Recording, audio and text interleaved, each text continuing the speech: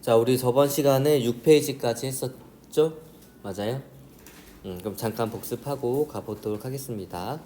우리 저번 시간에 세포의 연구 방법에 대해서 배웠었고, 그 중에 현미경, 그다음에 세포 분해법, 그리고 자기방사법 요렇게 배웠었어요. 우리 저번 시간에 광학현미경 하고 여기서부터 진도 나갔었으니까 전자현미경에는 주사전자현미경 쌤과 투과전자현미경 템이 있습니다. 최대 배율과 해상력은 이렇게 되고 둘 다 전자선을 이용합니다. 쌤 같은 경우에는 표면, 그 다음에 템 같은 경우에는 단면에 이렇게 투과를 시키게 되면 표면이 보이거나 단면의 구조가 잘 보이게 되고, 얘는 전자선을 사용하기 때문에 따로 색깔이 있진 않고 흑백으로 나오긴 하지만 우리가 사람이 이렇게 색깔을 입힐 수 있습니다. 그래서 각각의 특징들이 나와 있습니다. 한 번씩 보면 될 것 같고, 세포 분해법 순서가 어떻게 됐죠? 식물세포 기준으로 세포벽을 제거한 식물세포를 원심 분리시킬 때 가장 먼저 분리가 되는 것 핵, 그 다음 엽록체, 그 다음 마이토콘드리아, 그 다음 소포체, 그 다음에 이보솜 이렇게 됩니다. 동물세포는 여기서 뭘 빼면 돼요? 엽록체를 빼면 됩니다. 그래서 이런 순서들 잘 외우고 있으면 됩니다. 그 다음에 자기방사법은 방사성 동위원소를 이용을 하는데 결국 표지를 하는 거예요. 그래서 물질의 이동 경로나 물질의 변화 이런 것들을 확인할 수 있습니다. 세포 내 물질의 이동 경로 추적하는 거 이렇게 봤었죠? 방사성 아미노산 공급했을 때 어디에서 많이 시간에 따라서 나오느냐에 따라서 우리가 물질의 이동 방향을 알 수가 있습니다. 까지 저번 시간에 했었습니다. 맞나요? 네. 자, 그러면 이제 현미경을 이용한 세포의 크기 측정에 대해서 알아보도록 하겠습니다. 무언가의 길이를 측정하고 싶어요. 그럼 뭐를 이용하죠? 길이를 측정하는 도구가 뭐예요? 자입니다. 마찬가지로 세포도 자를 이용해서 측정을 해주는데 특이하게 자를 두 가지를 이용해 가지고 측정을 해줍니다. 왜 그런지는 지금부터 배워보도록 할게요. 우리 현미경의 구조가 이렇게 생겼던 거는 기억나나요? 여기에 시료를 올려두는 재물대가 있고 여기에다가 시료를 올려두게 되면 대물 렌즈에서 한번 확대가 되고 이상을 저반 렌즈에서 한 번 더 확대가 돼서 우리 눈에 보이게 됩니다. 마찬가지로 자를 이용하는데 두 가지 종류의 자가 있어요. 하나는 저반 마이크로미터, 또 하나는 대물 마이크로미터입니다. 마이크로미터니까 단위가 마이크로미터를 사용하겠죠? 대물 마이크로미터는 이렇게 대물 렌즈에 의해서 상위 확대가 될 수 있는 것. 그 다음에 저반 마이크로미터는 저반 렌즈에 껴넣는 것을 저반 마이크로미터라고 합니다. 일단은 가볍게 왜 이 두 가지를 사용해야 되냐. 우리가 세포를 측정할 때 세포가 이렇게 있어요. 그럼 얘를 직접적으로 자를 이용해서 측정하면 너무 좋겠죠. 그런데 그게 불가능한 이유는 무엇이냐면 우리 시료가 이렇게 받침 유리 위에 있겠죠?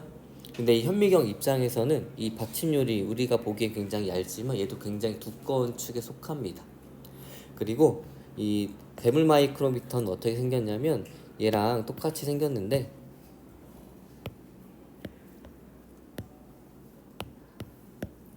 여기에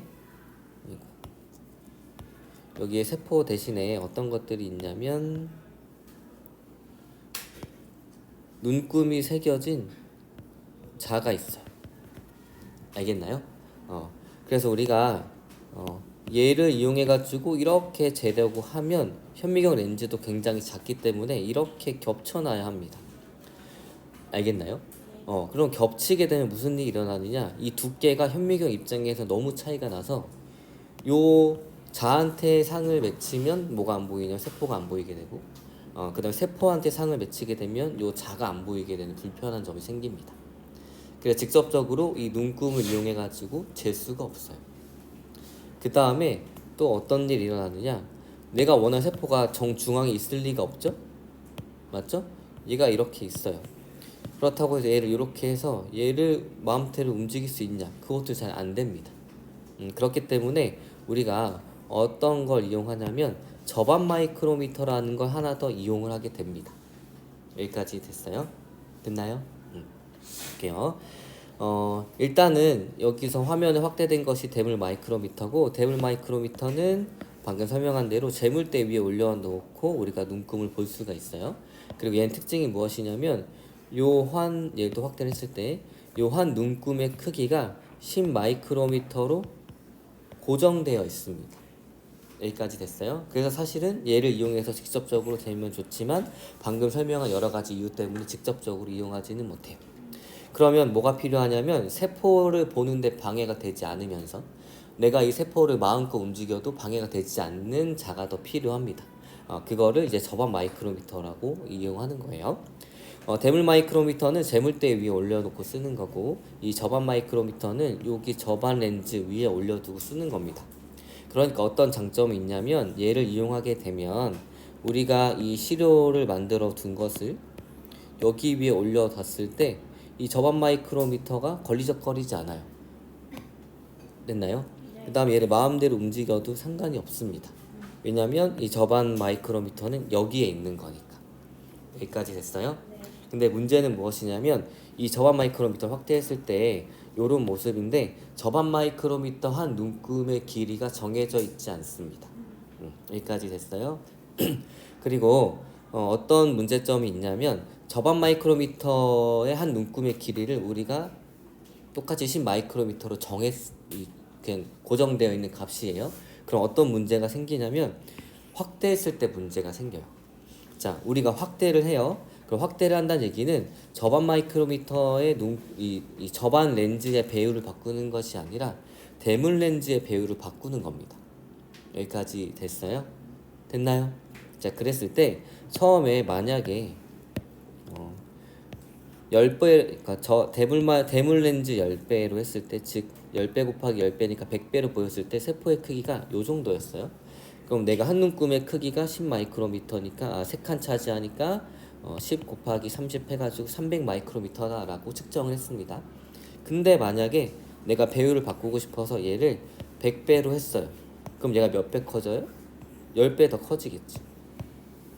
맞나요? 맞아요? 그럼 얘가 이만큼 커질 거란 말이죠. 맞죠? 그러면 얘 눈금의 길이가 10 마이크로미터라고 해가지고 얘 이렇게 하면은 몇이에요? 한 몇천 마이크로미터 나오겠죠? 이렇게 측정이 되면 돼야 안 돼요? 안 되죠. 그렇기 때문에 어떻게 되냐면 얘 눈금의 길이가 정해져 있지 않아서 얘를 통해서 정해줘야 합니다. 이 과정을 한번 듣게 되면 이해할 수 있을 거예요.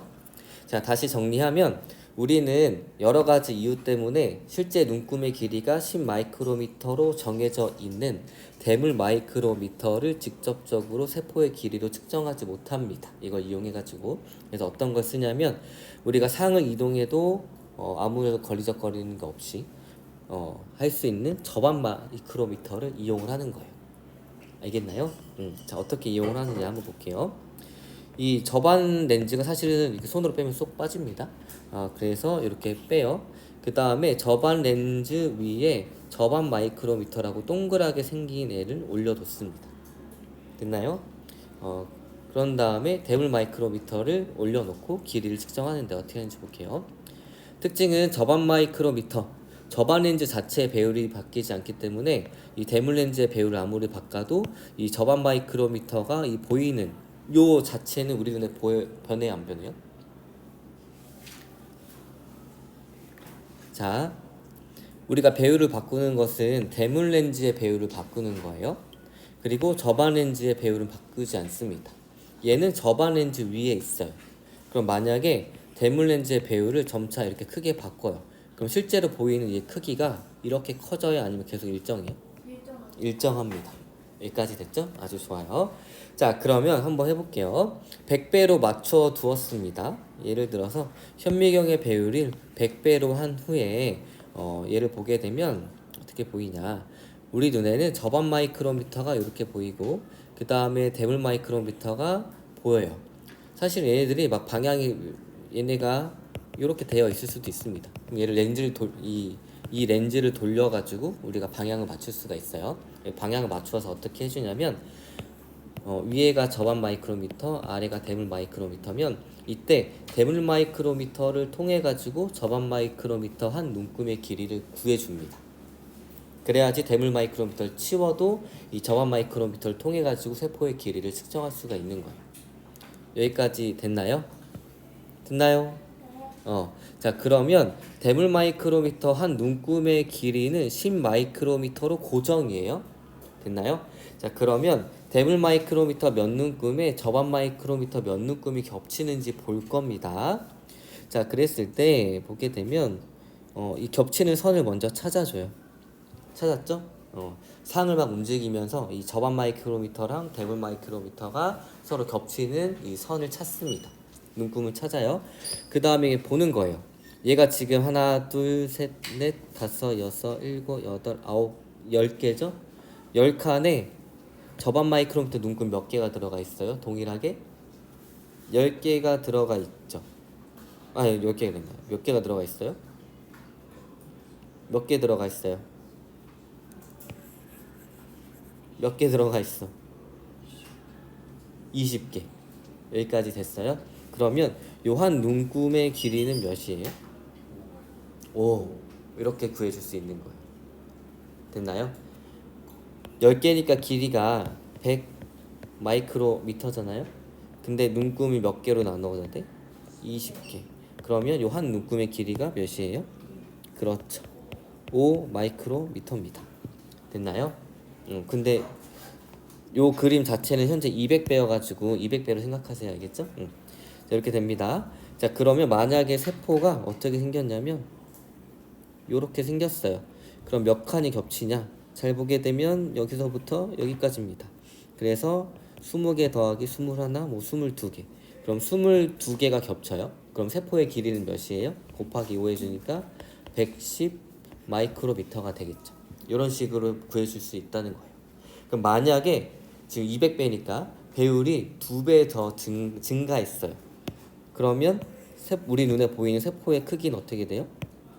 2배 이렇게 커지겠죠. 맞죠? 그럼 그대로 5 마이크로미터라고 생각해주면 돼요, 안 돼요? 한 눈금의 길이가 안 되겠죠. 그럼 어떻게 해줘야 돼? 다시 계산해 줘야 됩니다. 그래서 반비례니까 2.5 마이크로미터라고 바로 얘기해 줘가지고 겹친 눈금의 숫자만큼 다시 계산해 주면 되는 거예요. 알겠나요? 그래서 특징은 방금 얘기한 대로 배율이 바뀌면 대물 마이크로미터는 대물 렌즈에 의해서 확대가 되니까 얘의 사이즈가 변하게 됩니다. 그렇지만 이 저반 마이크로미터는 대물 렌즈에 의해서 확대가 안 되니까 이 상태 그대로 우리 눈에 보이게 돼요. 그래서 배율이 바뀌면 다시 저반 마이크로미터 한 눈금의 길이를 구해줘야 합니다. 네, 방금 얘기해준 대로 배율이 2배가 됐으니까 이 한 눈금의 길이는 2분의 1배로 감소하게 되는 거예요. 알겠나요? 좋아요. 자, 그럼 위에 보도록 할게요. 저반 마이크로미터를 저반 렌즈 안에 끼우고 대물 마이크로미터를 재물대 위에 올려뒀습니다. 그리고 현미경 배율을 100배로 했을 때 대물 마이크로미터의 눈금이 선명하게 보이게 잘 조절해주고 저반 렌즈를 돌려서 저반 마이크로미터와 대물 마이크로미터의 눈금을 나란히 겹치게 합니다. 그리고 저반 마이크로미터와 대물 마이크로미터 눈금에 겹친 두 지점에 있는 눈금의 칸수를 각각 세어 저반 마이크로미터 한 눈금의 길이 한 칸의 길이를 구하게 됩니다. 근데 사실은 100배면은 대물 마이크로미터 한 눈금이 저반 마이크로미터 한 눈금에 겹치게 그 제품이 다 나와요. 그래서 사실은 100배라고 하면은 대물 마이크로미터 한 눈금과 저반 마이크로미터 한 눈금의 길이가 똑같다는 얘기입니다. 알겠죠? 이미 시제품이 그렇게 나오게 돼 있어요. 자, 그래서 보게 되면 대물 마이크로미터 한 눈금의 길이가 10 마이크로미터라고 했을 때 100배라고 한다면은 1대1의 비율로 나타나기 때문에 그냥 저반 마이크로미터 한 눈금의 길이도 10 마이크로미터입니다. 알겠나요? 자, 그러면 오른쪽 보고 이거를 실험 영상으로 한번 보도록 할게요. 자, 대물 마이크로미터 눈금의 한 칸의 길이는 배율에 상관없이 10 마이크로미터로 일정합니다. 됐나요? 그럼 방금 했던 내용이 여기까지만 복습하고 실험 내용 영상으로 볼게요. 자, 100배예요. 그래서 얘가 저반 마이크로미터고 밑에 있는 게 대물 마이크로미터입니다. 그래서 저반 마이크로미터를 설치를 하고 데블 마이크로미터를 재물대 위에 올린 다음에 봤더니 눈금이 겹치는 걸 이렇게 찾았어요. 그랬더니 10칸에 10개가 겹쳤습니다. 그래서 저반 마이크로미터의 한 눈금의 길이는 10 마이크로미터다라고 확인을 한 거죠. 그렇죠? 그래서 만약에 세포가 이렇게 됐다. 그럼 세포의 길이가 몇이에요? 10 곱하기 10이니까 100 마이크로미터다. 이렇게 확인할 수가 있다는 얘기입니다. 알겠나요? 자, 그런데 배율을 2배로 늘렸어요. 2배로 늘렸다는 얘기는 저반 렌즈의 배율이 바뀐다는 거예요? 안 바뀐다는 얘기예요? 안 바뀌고 대물 렌즈의 배율만 2배로 증가시켰다는 얘기입니다. 됐나요? 그랬을 때 그러면 저반 렌즈가 배율이 바뀌지 않았기 때문에 우리 눈에는 저반 마이크로미터가 그대로 요 사이즈로 보이게 돼요. 요 형태로. 됐죠? 근데 대물 렌즈의 배율을 2배로 늘렸기 때문에 대물 렌즈에 의해서 확대가 되는 대물 마이크로미터는 요렇게 2배로 증가하게 됩니다. 상의 크기가. 됐나요? 자, 그러면 이 저반 마이크로미터 한 눈금의 길이는 달라졌겠죠? 여러분들이 잘 얘기한 대로 10개에 20개가 겹치니까 몇이에요? 한 칸의 길이가 5 마이크로미터로 감소하게 되는 거예요. 자, 그래서 배율이 2배가 됐을 때 저반 마이크로미터 한 눈금의 길이가 처음보다 2분의 1배로 된 거죠. 그래서 배율이 n배가 되면 한 눈금의 길이는 n분의 1로 변하게 됩니다. 됐나요? 그래서 n배가 됐을 때 한 눈금의 길이는 n분의 1배로 감소하게 된다는 얘기예요. 됐어요? 그래서 세포는 이렇게 커지지만 세포의 실제 길이는 변해요, 안 변해요? 변하지 않습니다. 알겠나요? 좋아요. 그러면 영상 보여주는 거는 이거 저작권이 있는 실험 영상이니까 잠깐 녹화 끊고 영상 보여주도록 할게요.